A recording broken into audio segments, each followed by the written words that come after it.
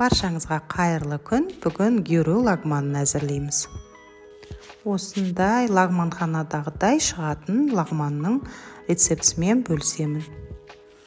Ең алдымен сиыр етін өстіп видеодағыдай турап, бұқтырып аламыз жұмсарғанша.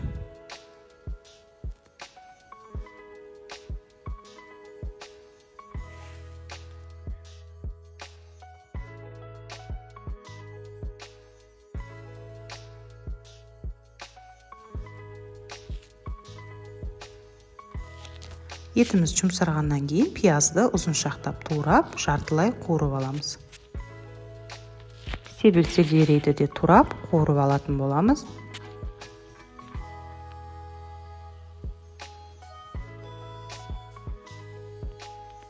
Қатты жұмсарып кетпей, қытырлап тұрғаны дұрыс.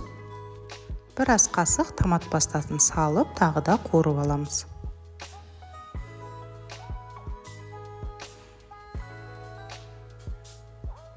Және де екі түрлі паприка қосамын, майда және ірі.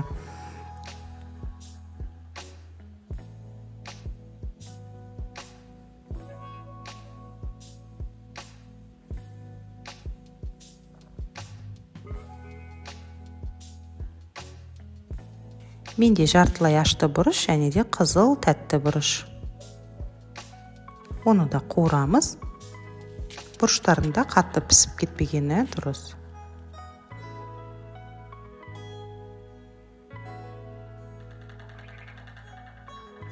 Қуырылып болған соң суын құйып, қақпағын жауып, 5-7 минут қайнатып аламыз.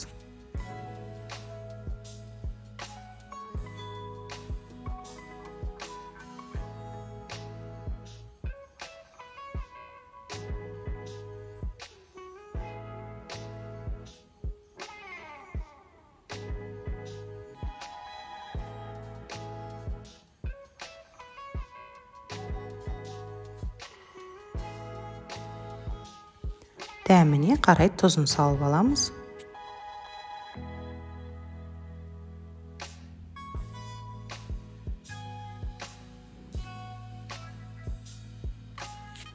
Кесілген жусайымызды және де сарымсағымызды салып 1-2 минут қайнатып, өшіріп тастаймыз.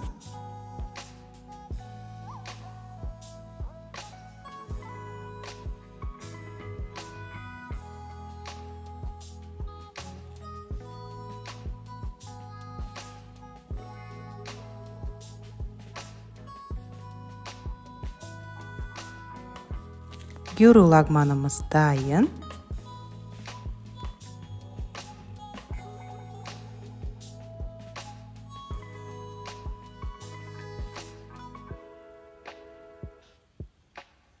Қамырдың рецептісін видеоның соңында қарасаңыздар болады.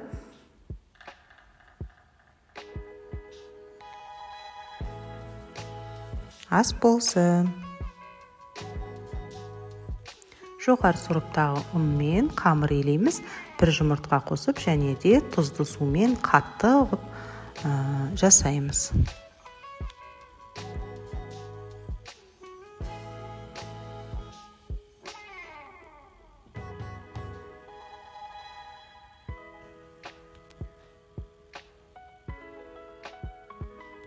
Қамырын қатты қылып елесеңіздер, сондай тірі, дәмді болып шығады.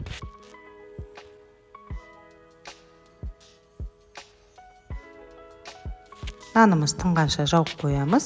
Тыңғаннан кейін тағы да бір елеп қоямыз.